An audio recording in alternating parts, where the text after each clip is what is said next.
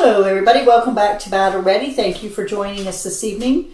Don't tell Pastor Matt, but we've kind of, what did we do? We kind of took over his office, but don't tell him. He'll never know if you don't tell him. But we're just using his office because we had to. Our table broke, so we're in here tonight. Hope everything goes well. Hope you've had a good week. We're going to be in that chapter in Judges, chapter 19. The more I think about this chapter, the more I see its relevance. But boy, I really hate this chapter. Not because I hate the Word of God, just because I hate how wicked we can become when we're left to our own devices. So, before we start, I'm going to have Laura go ahead and introduce everything like she always does so well. We have come a long way from the first chapter and how they're acting to now what they do in chapter 19. So, bring us up to date. First half of the book, we said, is about the heroes and the leaders and the leadership that points us to the king that we need, whose name is Jesus. But the last half is individual stories about people and how far off the mark they've gotten in these times of apostasy when they backed up on God and they don't know the Word of God. And they're how far away from the truth you can get even when you look holy and even when you look righteous and even when you have an appearance of religion. But your religion is worse than the problem it's trying to solve.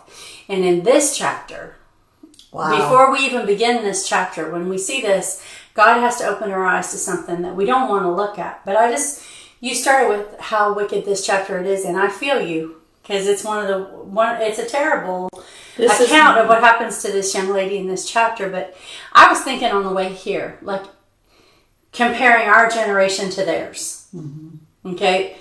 If you turned on the news today and you saw a story about someone who had been killed and something like what happens that we're going to read about happens, I don't think that all the men in our neighborhood would get up and grab a gun and go fight against a part of our country that let evil go on like that and think it was such a big deal that it called everyone to action to stop the evil. As a matter of fact, we hear the most horrible things every day and we don't blink an eye. Yeah, we don't. That's true. It's almost like they're not real, or if they're not immediately touching our lives, they didn't matter.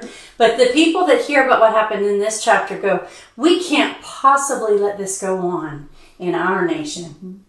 And right? And the more the more I read and the more I studied this, as much as I dislike, and I've said that from the beginning, as much as I dislike this particular section, if God was not faithful and true in His Word, we'd have just left this out. And this could be much worse. And it could be. If He wrote about us, this would be a worse story. It wouldn't be one. But there's a progression here, too. There's a progression of, okay, Othniel saying, we need to do this because God told us. And then we get Gideon, and I'm skipping over intentionally, but you got Gideon who says, well, show me, do you really mean this? Because I don't know if you really mean this or not. And then little by little, we get farther and farther away from letting God be the director of our lives, the foundation that we walk on, the rules that we follow, little by little. And by the time you get here, the progression is so obviously off course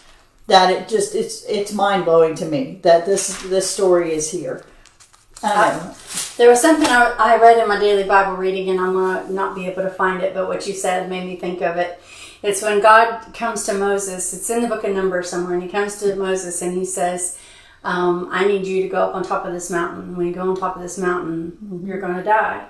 Right? He said that and you're going to die before you go into the promised land. And because of disobedience you had at Meribah. He tells him, and he goes, Moses' only response to that is not, I shouldn't die, or that I'm not guilty. Moses' response is, will you please send someone who will follow you, who will be obedient to your word, who will lead the people well, who will show them how they're supposed to act and be an example to these people. Like Moses pleads with God, don't leave them without a leader, right? And God says, I'm going to send Joshua, the son of Nun, and he's going to be the next leader. And like I was with you, I'll be with him. And I wonder how much time we spend praying for the next one. Like, God, I know I'm not going to be here forever, but can you get the next one ready that needs to be the example, that needs to take the place, that needs to step into that role? Because apparently nobody's stepping into the role right here. What's happening right here is a lack of understanding among the people and devastating consequences. And we've talked about that, though, too. We've talked about generations and the time. Mm-hmm. It's 40 years here and 30 years there and 20 years. So the whole book of Judges is I don't want to tell you exactly, it's 200 and something. It's like closer to 300 It's close to years. the amount of time the United States has been. It's our about country. 200, I want to say 63, but I don't know that that's right, so don't quote me on that. But it's close to 300 years is how long it's been, that they've been supposed to take the land, don't take the land, have a good judge, have a judge that does have Samson. We've talked about all the different kinds of people God uses and all the kinds of different things that they do. But here, the more I read this, excuse me, the more I get stuck with the thought that this is a bigger picture of something. And I haven't got that all completely worked out in my mind. But as we go and as we talk about, maybe some of that will come together for us. So we're in Judges chapter 19, verse 1. And I know we're not going to get very far because as soon as I say verse 1, I want to stop. Yes. It says, "And it came to pass in those days, when there was no king in Israel, that there was a certain Levite sojourning on the side of Mount Ephraim, who took to him a concubine out of Bethlehem, Judah." Now, the part that I really got stuck on here was there was no king in Israel. But there's supposed to be a king in Israel. It's supposed to be God.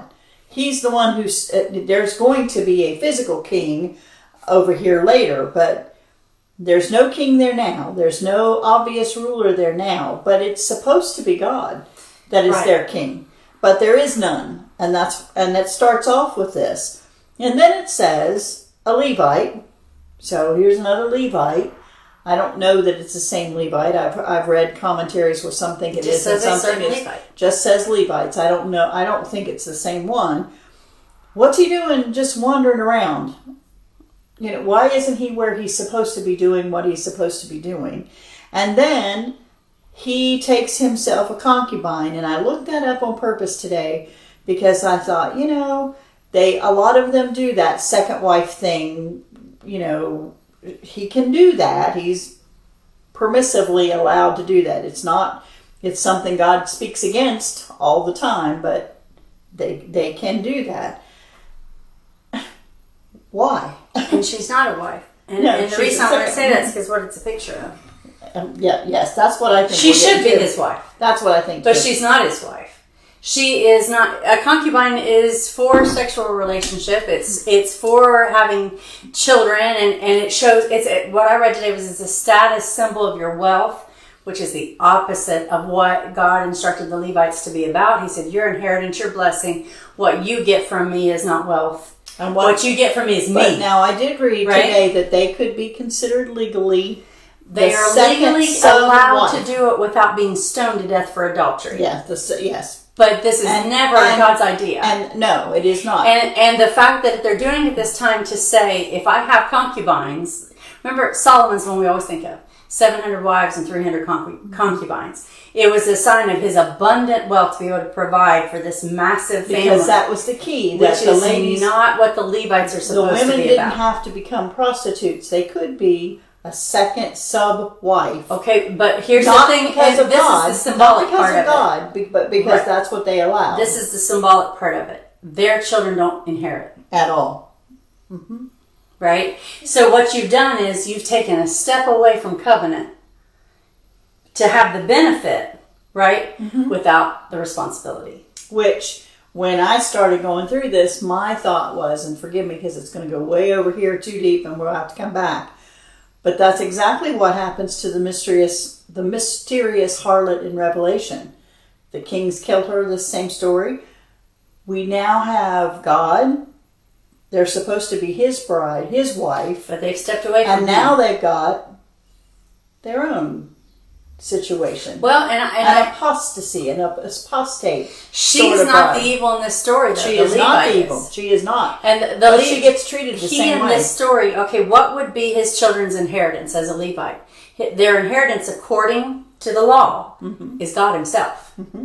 Yes. The inheritance is that they are ordained to serve in the temple and to serve in those positions that God has. So if his children are legitimate, if he marries this woman as God intended, right, his children have the inheritance of God himself. Not only is there no king, he's denied the inheritance to his children. And he's done it by saying, I want the pleasure, but I don't want the responsibility. And here's the other thing, by the way, the scripture never says he has a wife.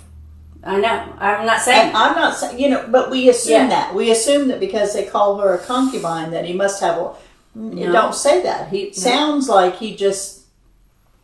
What is it? We said that is the further we go into sin, the further we fall away from God. The symptom, the thermometer that we take is how the women and the children are treated. The very nature of this relationship is sick. Is wrong to begin with. It's legal, but it's not right. Oh, wait, just think about it. Just think about it before. It's kind of like what we did when we were talking about the last chapter, when we talked about the priest who sets up his own ephod and sets up his own idol, and they're not. That's the number one rule. He's not supposed to do that. And like you said, he's not breaking any laws by having a concubine.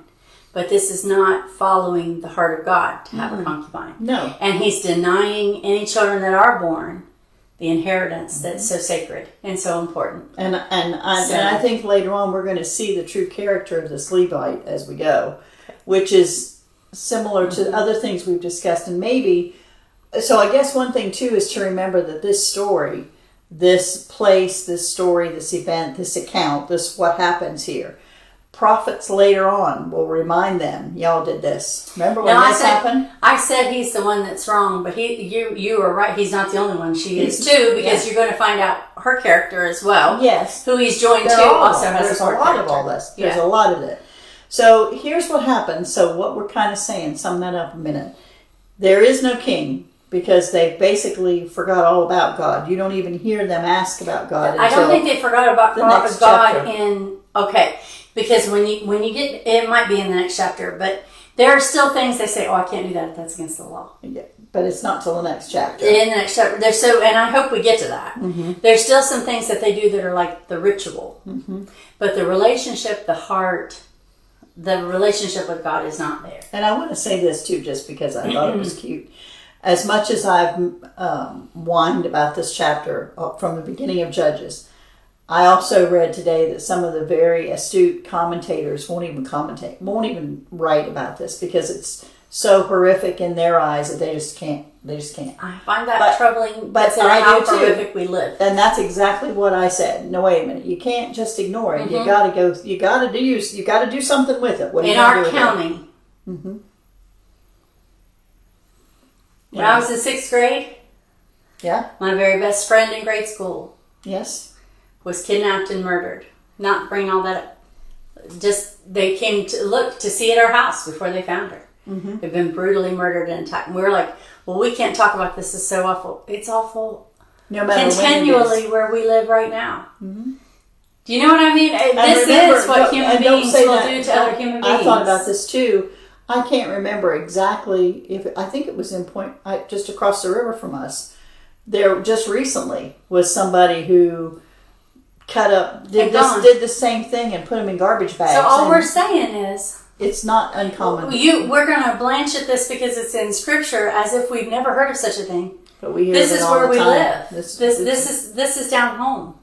That people can be. So at verse 1, you get that there is no king. They're not doing it, and we've said that before because that phrase has showed up more than one time. There is no king. They've turned their back on the one that is their king, and they've decided they can rule on their own. And then here we go, verse 2. So this priest has a concubine, and his concubine played the whore against him, and went away from him unto her father's house to Bethlehem, Judah. And was there 4 whole months. And her husband... So what's the penalty for that? Okay, go ahead. Under the law, this adultery that's happening under this sanctioned relationship means you stone both her and her lover.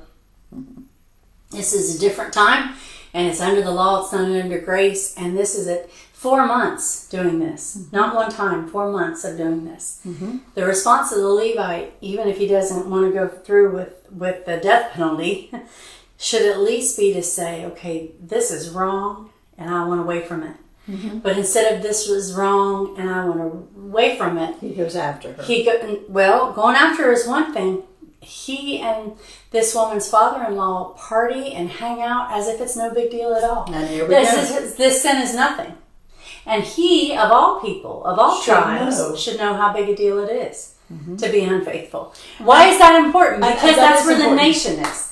When God says, I want to describe what it's like when my people rebel against me, he uses marriage as the example. And he says, when you do this, it's like an adulterous affair. Can you imagine how upset the husband would be if the wife betrays him over and over and over with all these strangers and acts like it's no big deal, right? Now, this is a poor example of a husband and a poor example of a wife. But God is again telling this nation through this story and through this record, this is what you're like.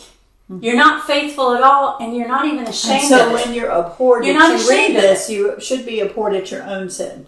Now, I want to park here for just a minute because we've talked about this before.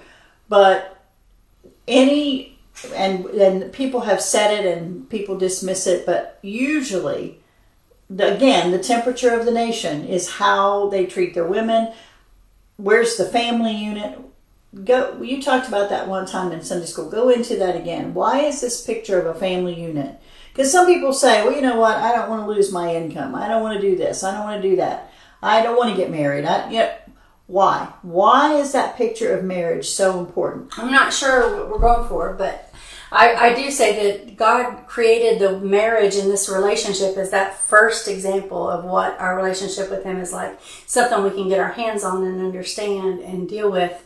To really understand, He created that before the tabernacle and before the temple and before the church and before other institutions, right? Before the law, before the sacrifice, He created a family. Because it's supposed to be this idea of unity, these two people coming together. It is a huge deal to rip one apart again and make it two. And that when we do those kind of things, we don't realize as a believer, we just said a couple of weeks ago, when we're one with Christ, and then we join ourselves through things that the flesh appeal to the flesh, to sinful things. We're joining those things to Christ. People label Him with those same sins and those same, it's okay to do that and to be a Christian, right? We're really hurting the picture. God's painting of Christ and His church and their unity and their love, their loyalty, right? And having an abusive, negative, horrible, controlling husband, that's not Christ acts like. Having an unfaithful and rebellious and mean-spirited and horrible wife, that's not what the church is supposed to be. It's supposed to be a picture of love and how we're better together, right? We're our best when God is with us, right? And joined with us. Perfect. Yeah. That's perfect. And I think we forget that, especially in our generation. My generation kind of let go of that. We kind of like the free love, the free... It was all about, what do I get? Yeah, it wasn't about what happens when we work together. It's, what do I get? And if I don't get it, I'm out of here. And I'm not sticking around for this. Right. All right. So verse 3. So this concubine has been at her father's house for 4 months. Verse 3. And her husband arose and went after her to speak. So not only is she doing this, she's doing it at her father's house. He doesn't have a problem with it either. To speak friendly unto her and to bring her again, having his servant with him and a couple of, and I'm going to say donkeys because Facebook don't like it when I say the other word. And she brought him into her father's house. And when the father and the damsel saw him, he rejoiced. And when the father of the damsel saw him, he rejoiced to meet him. A natural reaction. There's no, how could you do this? Why did you do this? What's going on here? It's just, there you are. Right? Wouldn't be at my house, would it? But at your house. I'm just saying, we're almost to that point where we think that way about marital relationships and committed relationships falling apart. Like, why should you be mad? Why should you be upset? Why should you... there is a reason to be upset. I know there's not a reason to sin, but there is a reason to be upset when a covenant's broken. If the covenant mattered at all. If it mattered at all. Right? Yes. All right, verse 4. And his father-in-law, the damsel's father, retained him, and he abode with him 3 days. So they did eat and drink and lodged there. And it came to pass on the 4th day, when they arose early in the morning, that he rose up to depart, and the damsel's father said unto his son-in-law, Comfort thy heart with a morsel of bread, and afterwards go your way. And they sat down and did eat and drink, both of them together. For the damsel's father had said unto the man, Be content, I pray thee, and tarry all night, and let thine heart be merry. Kind of the condition of the nation, right? Mm-hmm. There are things that we should be doing, things we should be following, things we need to know, things that are serious. But let's just not worry about it. Let's just relax. Let's not be upset. Let's not worry about the sin of this thing or the commitment of this thing or whatever's happening. Let's just eat, drink, and be merry. Shouldn't let's the just father relax. Be? Maybe I'm. He a should be redneck. embarrassed. Shouldn't he be a little aggravated or annoyed at this? Shouldn't there be a shotgun? The somewhere? father should be embarrassed. The concubine should be ashamed. The priest, should be ashamed. Although he's shameful behavior on his own, he should be angry. Mm-hmm. But nobody is, because nobody takes it seriously at all. That's how far away they've gotten, that it doesn't matter. And this is a Levite, so he should know expressly what they should be doing. But his life's a mess. Right? And when the man rose up to depart, his father-in-law urged him, therefore he lodged there again. Verse 8, And he arose early in the morning on the 5th day to depart. And the damsel's father said, Comfort thine heart, I pray thee.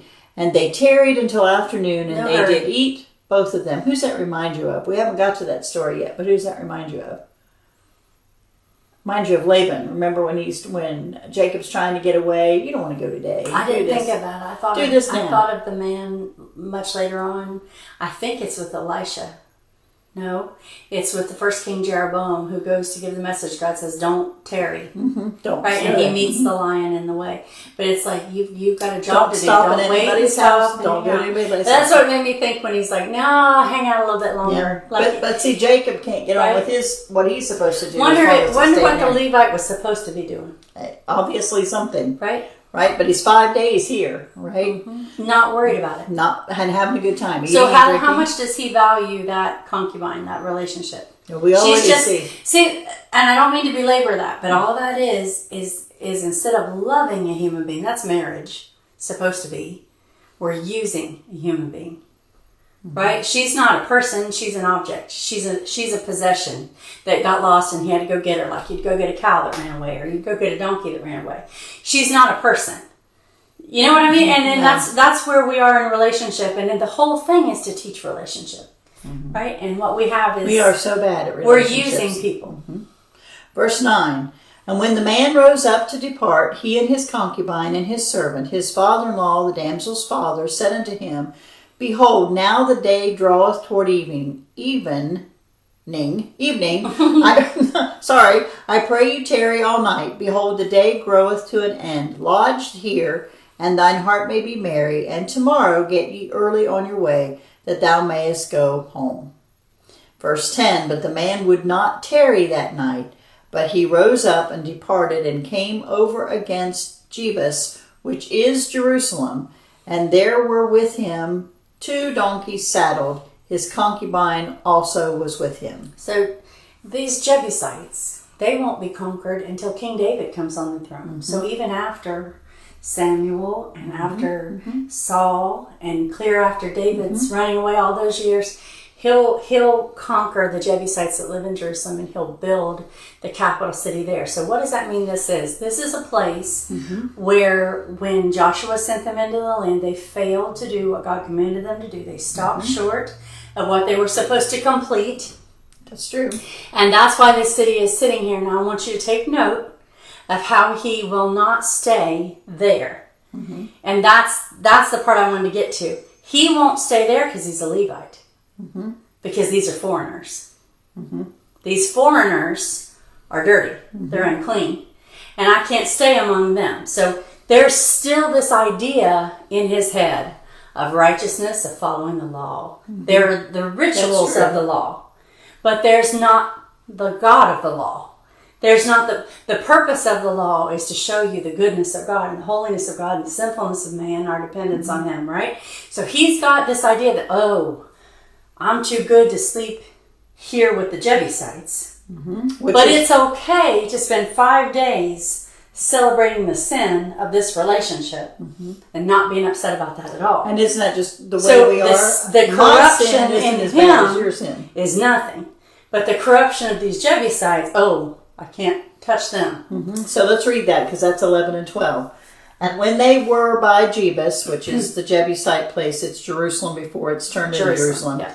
The day was far spent, and the servant said to his master, Come, I pray thee, and let us turn into this city of the Jebusites, and lodge in it. And his master said unto him, the Levite, We will not turn aside hither into the city of a stranger. Oh, no. That is not of the children of Israel. We will pass we over won't do that. to Gibeah. We'll go to Gibeah, which is part of Dan? Yes. Or part of Benjamin, I'm sorry. Part of Benjamin. Benjamin, yes. And verse 13, and he said unto his servant, Come, and let us draw near to one of these places to lodge all night in Gibeah or in Ramoth. You remember that verse where Jesus said, You'll strain at a gnat and swallow a camel? That's this. That's this. Right? Yeah. You won't hang out with them, but you'll go over here and do whatever you want. Or you can see everybody else's sin, but you won't acknowledge your own. Right? We gotta. I kind of think that's an important point too. And he's a Levite. I keep saying that. Don't forget, I whenever we expect hear more of Levite, him. even in the New Testament, I expect more of God him. usually is showing us something about. Now, God made the law. There's nothing wrong with the law. What's wrong is our corruption of it, right? But usually, when God speaks of a Levite or even a priest, right? Even in the story of the Good Samaritan that Jesus tells, when they pass by on the other side, they don't help the wounded man. He's pointing out the powerlessness of the law to save us. The law's good. It's weak in us, right? The law is love. So this Levite, the law won't allow him to go and stay the night with the Jebusites. But you'll find out later it'll allow him to sacrifice and offer another human being to incredible suffering before he'll stand up and defend them. He can't defend them, can't save them. But he'll let him go. Right, but he won't. But we won't touch this unclean thing. We won't touch it. Verse 14. And I think that's the part that That's the hurts so difference much about between this. the letter and the spirit of God's law. And they passed on and went their way, and the sun went down upon them when they were by Gibeah, which belongeth to Benjamin. And they turned aside thither to go in and to lodge in Gibeah.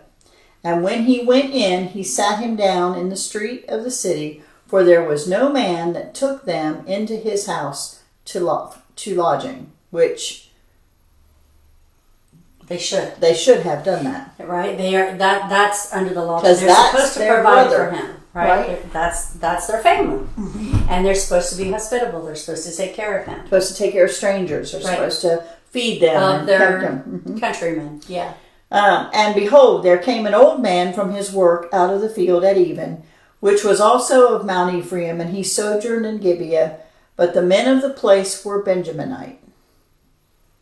So he sees a guy who's also from Mount Ephraim, means it's right there beside where the Levite was from. He's like, hey, you're from my hometown.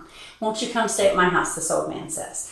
But he's letting you know that this guy that's bringing him into his house is not a Benjaminite, because what the corruption in the part of the inherited land of Benjamin is so great that you're about to see their horrible sin, and the Bible lets you know this guy's not one of them. He's somebody that's from a different place, but he says to him, hey, you can come stay with me because you're from where I'm from.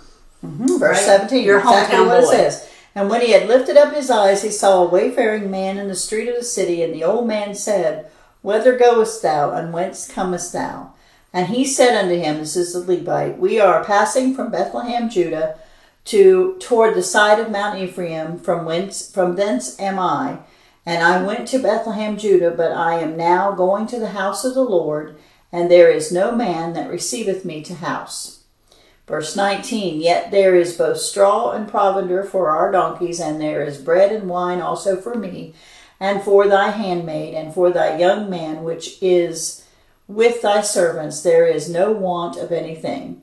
And the old man said, Peace be with thee, howsoever let all thy wants lie upon me, only lodge not in the street. So, verse 21, So he brought him into his house, and gave provender unto the donkeys, and they washed their feet, and did eat and drink. So this stranger who's from his hometown is more than kind. He brings them in. He says, anything you want to eat, anything your animals need, anything you wish for, I'll take care of and make sure you have. Why is he doing that? Well, he's commanded to do that for one thing, especially for the tribe of Levi. He's commanded to take care of them. All the other tribes were to take care of the Levites because the Levites took care of them with God. That's right. So this is someone who, here's the point I'm trying to make.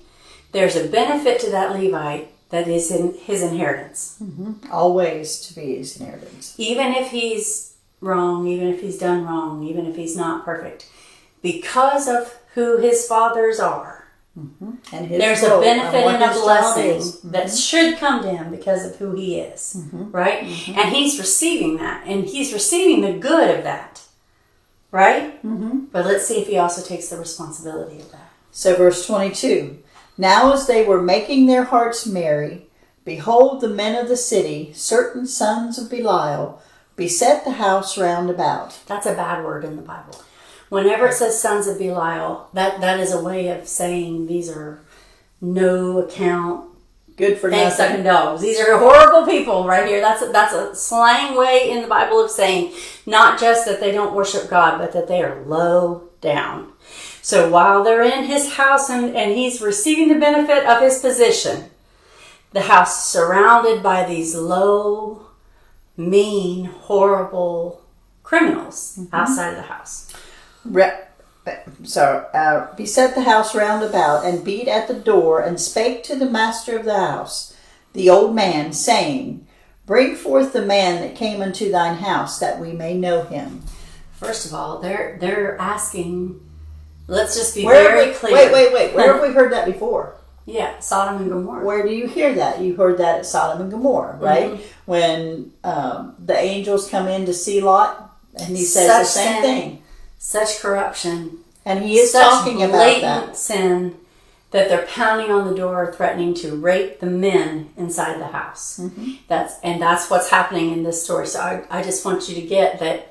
This is not a polite request or even an impolite request. This is a threat for their lives, mm-hmm. right? That they mm-hmm. are going to do this thing, this evil. And I don't think you can understate the sinful. This is the sin. This is a serious.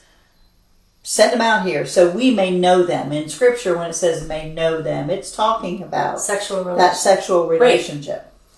Verse 23, And the man, the master of the house, went out unto them, and said unto them, Nay, my brethren, nay, I pray you, do not so wickedly, seeing that this man is come into mine house. Do not this folly. Yeah, Lot said the same thing in Sodom and Gomorrah. He said the same thing, and he says the same thing here too. It says, Behold, and this is where I start to go, because what I want is what you said earlier in this week. I want them to stand up and be men and say no. But just like Adam, when he said she did it, mm-hmm. they immediately save their own hide and go, well, take them. Mm-hmm. Right? These daughters, this daughter and that, are depending on them for protection. And no man's ever done it except for Jesus. Jesus said to the Pharisees, you'll cross heaven and earth to make mm-hmm. right? To make them twice fold. The son of hell. Or ready to go to hell, right? I'm terrible at quoting verses. But he says, you'll do all these things that make them follow the law to the letter. And you end up making people that are not going to make it to heaven because you have not told them the truth of what God is trying to tell them in his word. And be honest with them, the Levite should know that he stands between her and God. Mm-hmm. That he is a defense. That he is a go-between. He should be. That he is that person. That the old man, he's terrified, I'm sure. But he also says here, instead of attacking me, take my daughter. And the Levite says, instead of me, take this concubine. Now I want just take a minute. This really happened, and this is really horrible, and this is an awful sin. But this is a picture of what the Levites and the priests are doing at this time. They don't have a covenant relationship with their people because they are not telling them the truth. They're not teaching them the word of God. They're not letting them inherit the inheritance that God's given to them. They're sacrificing them so they can wander around, do whatever they want to do, mm-hmm. and go wherever they want to go. The last couple chapters, you had one becoming a personal personal priest in a household for great wealth, and then a personal priest to a single tribe of Dan for personal wealth. So what you have is the same broken relationship for the whole nation spiritually as you're seeing in this ugly, horrible moment. Well, how does God see it? I think he sees it the same way. I think we compare that sin as a light one and this is a dark one compared to those chapters. But God is saying, when I see that the people that I've ordained to carry my word, to keep it, to teach it, to stand between the people and me, have treated their relationship with such contempt, like that concubine using relationship to get ahead, to get wealth, to get honor, to be brought into your house and everything fed to you because you're a Levite. You want all the benefit. You don't want any of the responsibility. You don't want to protect them. You don't want to teach them. You just want to take from them, right? And I think God is saying to them, that's just as bad as this. This is horrible. But that's just as bad. You're leading a whole nation, and you think, well, we're not under the law, and it's not just Levites. But I want you to think about the responsibility the Church of God has to keep His word. And when I say keep, I mean to cherish and honor and protect, and to keep it whole and not compromise it, to not explain it away so that people don't know that they're in danger. The responsibility we have to tell people the truth of the gospel. The responsibility we have to love them enough to invite them into our places, right, and give them the benefit and take care of them and protect them. We can be just like this. And God looks at that going, you realize you're going to kill her. If you don't do your job, if you don't do your role, you're going to kill this woman. You didn't even try this to woman defend to me is Israel. I agree. I think she's a picture of where they are. But so's that. In their apostasy. Not the remnant, not the ones that are following God, but this is a picture of that nation that's turned to these idols and turned to this sinful behavior and is not protected by her leaders. What it started with, though, is the idea that I don't have to listen to God, I can do it my way. It's and I don't have to make a covenant to you. I don't have to be that serious about all this. I don't have to you. I don't have to do all those, I mean, goodness sakes, all that stuff you want me to do and forgive my enemies and what? So when did the relationship between the Levites and the nation of Israel become their objects for my service? As opposed to, I'm here to serve them, to get them to God. To get them to God. They forgot what when they're did that supposed happen? to do. That I'm just going to use them. They don't get the right to be treated. You know, God over and over describes Israel and the church as His bride. This beautiful bride, His wife, this beautiful, this protected one that He loves, that He cherishes, that He covenants to. But how is the religious leadership treating her? But He also like calls that, remember in right? several places we've heard it, we will hear it in the future, referred as to the doctrine of the Nicolaitans. That there's some that's really holy, and then there's some that's not quite so holy, and then everybody else is underneath that. But and Christ that's not the way if you're this in works. the bride, right? You're in Christ, you're one.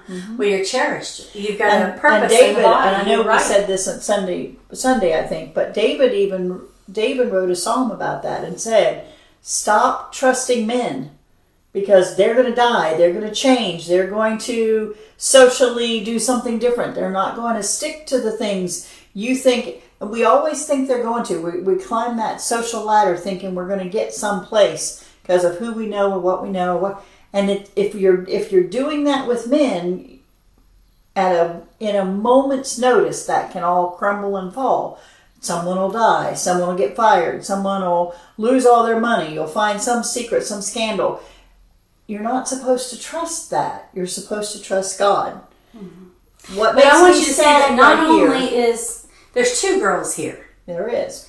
There's a cherished daughter and a concubine. There's two girls. Meaning that not only have you sacrificed that guilty one, you sacrificed You're willing the to sacrifice one. the beloved one because it doesn't say she goes, but right, she because could. I mean, this example is horrible because it's like it doesn't even matter. They're both objects. They're not to be abused, to be hurt, to be killed, whatever happens. They're both objects. And I hate this part of the story. Right. Verse 24, "Behold, here is my daughter, a maiden, and his concubine. Them will I bring out now, and humble ye them, and do with them what seemeth good unto you. But unto this man do not so vile a thing." He's a Levite. Don't do that. But the men would not hearken to him. So the man took his concubine and brought her forth unto them. And they knew her and abused her all the night until the morning. And when the day began to spring, they let her go. Now, I don't think there's a fight. It doesn't say he fought with them or They were satisfied with that. or they tried to hurt it just here. Mm-hmm. Which is what Satan does to his people, Which is what right? them turning away from God is doing to the nation.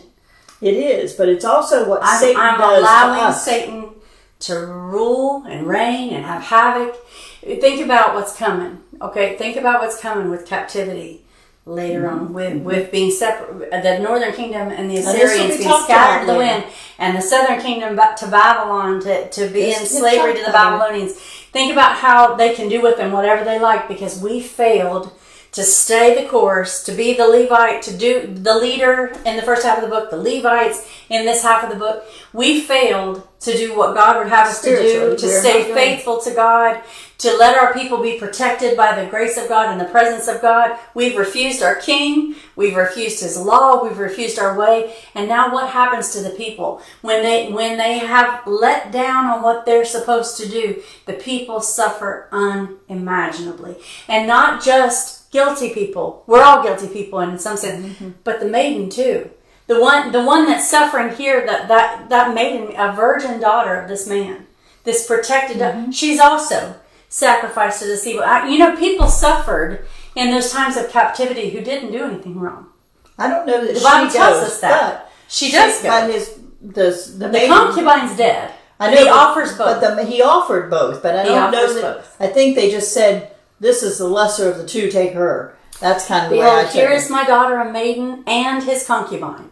And then Them will I bring out now, and humble ye them. But the And men do with would not them what hear. seemeth good unto you. But they would not hear. So the man took his concubine and brought her forth unto them, and they knew her and abused her. Yeah. So I don't think they took the daughter. But both offered. But they were both offered. Which, in my heart of hearts, that breaks my heart to think that this is my father and this is a priest, and you're supposed to be defending me, but they don't. and you're not. I mean, you're just But not. they don't. Then verse 26, Then came the woman in the dawning of the day, and fell down at the door of the man's house where her Lord was, till it was light. And her Lord rose up in the morning, and opened the doors of the house, and went out to go his way. And behold, the woman, his concubine, was fallen down at the door of the house, and her hands were upon the threshold. Now there is something about that sentence that I have not completely figured it out yet, but there is something about that sentence. She came back to him. Where else is she supposed to go? Because she doesn't know where else to go, right? And she dies on the doorstep. Yeah. And he said unto her, Up, and let us be going. But none answered. Then the man took her up on the donkey, and the man rose up and got him unto his place. I hate that story. Verse 29.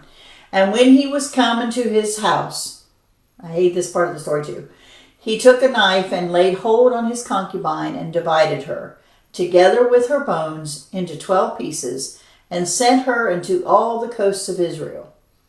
And it was so that all that saw it said, There was no such deed done nor seen from the day that the children of Israel came up out of the land of Egypt unto this day. Consider of it, take advice, and speak your minds. So let's just, the man who partied for 5 days and didn't With her regard father. sin, and didn't care about sin, and was not in a hurry to do what was right, not in a hurry about anything. He just can be talked into waiting and enjoying, and let's eat, drink, and be merry, is now sober. The dead body of this concubine, who he has used, and he has misused, and caused havoc. Her dead body sobers him up quickly, and now he does a horrific thing that sobers up a nation. The nation goes, how is it possible that this happened in Israel? How is it possible that we're not Sodom and Gomorrah? Wait a minute. How is this? So a nation that's been doing, what did it say in the last chapter? Every man did right in his own eyes. Right? There's no king, there's no judge. Everybody does what they think is right. Just going along like, aren't we great? now gets a wake-up call. They get a piece of this woman and delivered. And his cry for help going, here's what happened in our nation. So this Levite now steps into a role of waking up the people, which he should have been doing before this happened. Right? But he didn't care. Right? At the beginning of the chapter, he doesn't care about any of that. Now he's saying, wait a minute, this is too far. This has cost me too much. Mm-hmm. This is uglier than I thought it was going to get. And he calls everybody to attention. What are we going to do about the tribe of Benjamin? Right? And we actually started a little bit of a civil war here. Mm-hmm. And the Benjaminites kind of rallied together to protect the ones who did this. So now we got another issue going on, right? So we've got still a few minutes, so let's go ahead.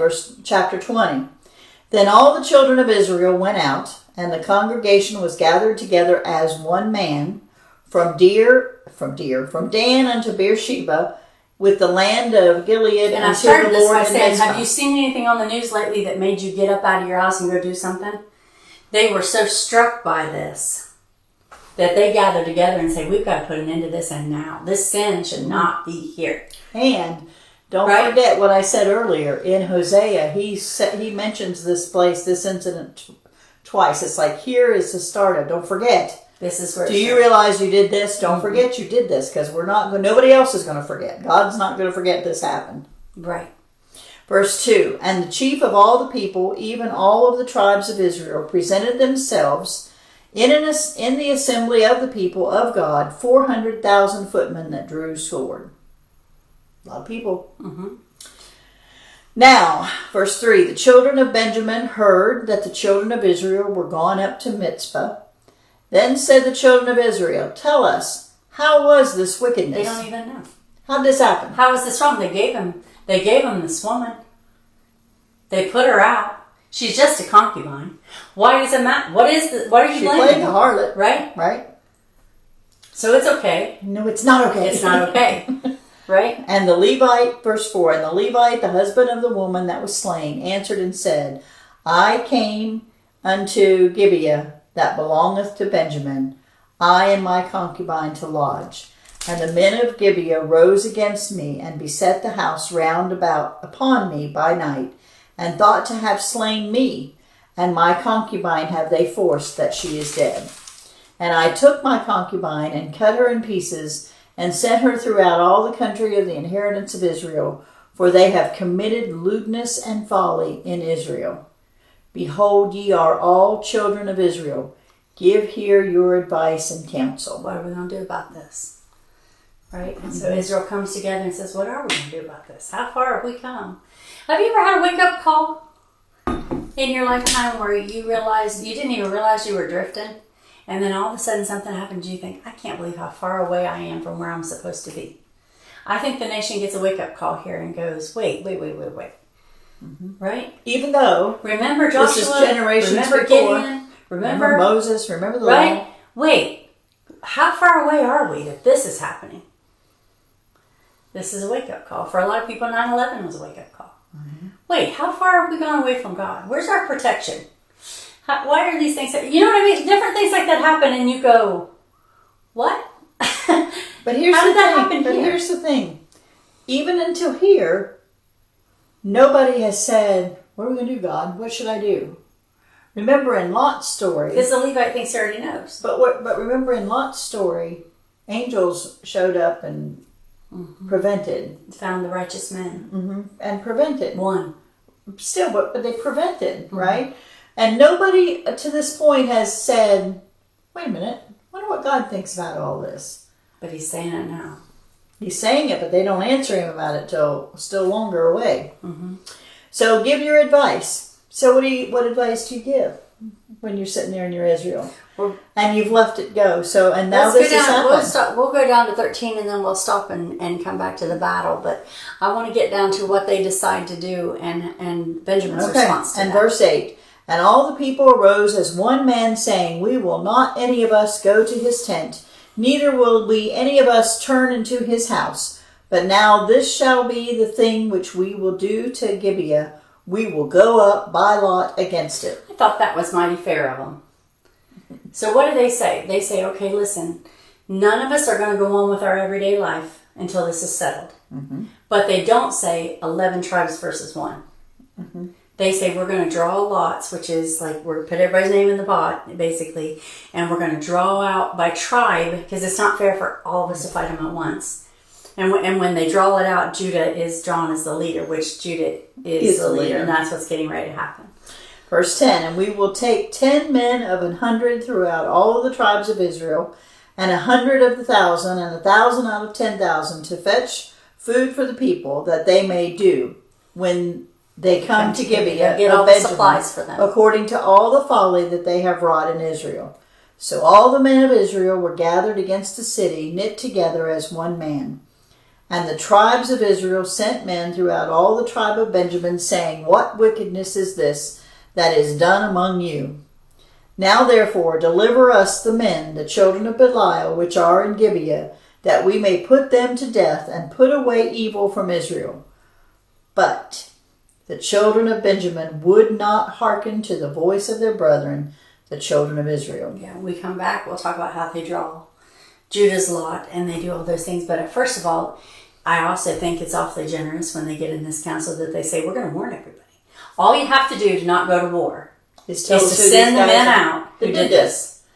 You send them out, you know who committed this crime. You know who these sons of Belial are, or how you say it. You know who they are because they have a reputation. Mm-hmm. You give us them, we'll punish them for this great sin, and we'll be done. And they refuse to do that. They're like, no, we are one with them. We're going to protect these criminals. We're going to protect these ones that have done. Why don't that sound familiar? The situation where we're calling good evil and evil good, mm-hmm. right? We're defending what's wrong. We're going against what is righteous. Mm-hmm. We've gone so far away that the tribe of Benjamin is not even recognizing good from evil. They say, what's so bad about what they did? It's right? It's somebody who doesn't matter. As long as they do it to somebody who doesn't matter, it's fine. Oh, and you know what story comes to mind when you say that, right? Hitler's people, I'll go after it doesn't matter as long as you do it to this person that's not important, this person that's less than human, less than an inheritor, less than a wife. If you do this to her, it's okay. God has never said it's okay. Ever. Not once. No. To do these kind of things. And they look at each other, how can we let this go on in our country and not rise up and do something about it? And I think as bad as this chapter is, they are much holier than we are. Because we don't rise up and say, I'm not going to go in and eat and sleep until this is settled. Mm-mm. I'm not going back into my house until we figure out who's doing this. Even in King David's time, even Uriah, right. How am I supposed to enjoy my wife when God's people are in a battle? We aren't going to do that, right? There's a lot of hitting you in the face with reality in this story because we all know how far away our country is. Mm-hmm. And there are righteous men. And we are defending the criminals. And we are, we are protecting people instead of saying, you know what, this was wrong. We're supposed to be protecting the innocent. We are. And we're supposed to be protecting those who can't protect themselves. And the women and the children. And the women and the children. And we protect and the poor else. And the poor. Hungry. And I mean, there's a lot to people to protect. You know what? They looked in a mirror real quick, and the mirror was up. James says that we are like men who behold their face in a glass, right? And then we walk away and forget completely what we look like. Like every once in a while, God in our life pops up a mirror, and he goes, this is who you are. And we go, I don't like that. I don't want to talk about that, mm-hmm. right? I don't want to hear about that. I don't want to think about that. That's not who we are, surely. That's who we are. That's who we are. This is the unforgivable sin that's in your backyard. What are you going to do about it? And we go, and we should go, there's nothing I can do about that. God, you have got to make it right. Show us what we need to do in your place. But they don't say because that. Because we don't know what to do. And that's not what happens. And that's not how the story ends. I mean, we're very close to the end of the book. And what we find at the end of Judges is as distressing as the beginning of Judges. It is. We're getting the beginning of Judges, and there's this judgment of God who says, you walked away from me totally. Mm-hmm. You're going to have consequences. And then we have these righteous leaders raise up sometimes mm-hmm. and do what they're supposed to do. We get to the end, and there's more confusion than ever. Mm-hmm. And there's a desperate need, a desperate cry, and an obvious cry for a righteous king. Right? We Which need sets the the stage righteous for us king. to get a They're righteous still king. not ready for God to do it himself because they're so rebellious. But God is going to set up that king that'll be the forefather of Jesus Christ. That he's getting ready to have David come to the throne, right? And set up. And all those kings are going to show us what we need in Jesus too. And I they're mean, just gonna like be the all messed judges up. did. But we're edging closer and closer to that Savior who is right and righteous. Who instead of sacrificing the concubine, sacrificed his oon life. And there's On the point. cross of Calvary. They are so When they quick. came to get us, he said, take me. Right? He Yes. said, take me. That's and the do point. your worst. That's the And point. save them. And when you realize that, then Right? you realize how shameful this is to just throw her out and say, even Adam, when he says, well, she's the one The that caused woman this, you and gave me. So she's the just one that punish did it. her. Wait a minute. Not me. Wait a Punish minute. What her. about you? You're the head of what? You knew. I talked to you. Yeah, I told Blame you. her. And yet Christ, when you get that point that he did the hard What stuff, nobody what else would nobody do. else ever does, Never. they never do it. They never step up and do it. What you know, we talk about David. David's a man after God's own heart. It's the throne of David that Jesus sits on. But when David, what he used Bathsheba as an object. What did he do to have Does her he have- murdered her husband? But he's not willing to sacrifice himself for the sin, right? No, but he Even crosses. he repents. God uses him. He's a man of God. Yeah, he He's suffers in for heaven, them. I'm sure. But I'm just saying, he ain't no Jesus. No, he isn't, because he didn't. Because set the Jesus first- cherishes that bride, loves that woman, lays And himself. I think in the book of Judges too, something that we ought to just mention is the covenant was made on Mount Sinai. If you do this, I will do that. And God has done the I will do that part. Even when they didn't. Despite all of the Even parts when they where they didn't do what they were supposed to do. He didn't break the covenant, but repeatedly we break the covenant. And despite there being no hope at all, came and did what it took to offer us eternal life. I and don't to think you protect can us. get away from. That's one of the things that I struggled with today in my thought is this Levite who is supposed to be the Representative cherish of God. and to teach you about God and to show you what God is. He can't do it. Nobody can do it. He's but- not even slightly willing to He's do not. No, and he didn't even try. He didn't care about He her. doesn't- He didn't love her. But Christ does. But Christ does. And again, and that was what I saw when I went through this. And I thought, you know what? We look at the wrong piece of this. Sometimes I think, because I always get a little bit tore up. I always get tore up about the horrificness of this. I can't even watch scary movies. I don't like stuff Aren't like you this. glad you're not trusting man for your salvation? I can't trust man for my salvation can't. because 'Cause he can't, don't love you. Because he can't do it. He don't love you. I don't care who he is and how not much as he willing. loves us. You know, he can't do it. It takes Christ to be able to do this. It takes the And righteous when judge you get- and when you the get one true that, king to do if you it. can get that wrapped in your head, you won't understand it completely, but if you can get that, you Mm-hmm. got it. Because that's the key to the whole thing. We're looking for that one to come. And God has been faithful despite the fact that we are not at all. You know in what I any like way. about Jesus? It says in him there's no shadow of turning. Yeah. In other words, like you think he's going to betray you, there's not even a glimmer of betrayal in Jesus. Jesus is faithful and true and just and holy and righteous and compassionate. And he loves us with an unending love. And there's not even a twinkle That he's of gonna I will change let his you mind. down. There's not even a chance And yet, of I will let and you down. yet, we've been through, 2 chapters now? He's Excuse me. trustworthy. Where they have not called on God. Right. In all of this mess, shouldn't somebody have said, God, what do you think? Or God, forgive us. Or God, look how far we've fallen. They're starting to. we're They start- see how we're- far we're- away they we're are. They getting haven't there. got to him for the answer. But, I mean, Yeah. in my personal life, I wonder how many times if I had just stopped yeah. and stopped trying to solve it and just tried to stop looking like I knew what to do about everything or stop trying to fix things I didn't know how to fix, how much less grief I would have had if I just turned it over to God.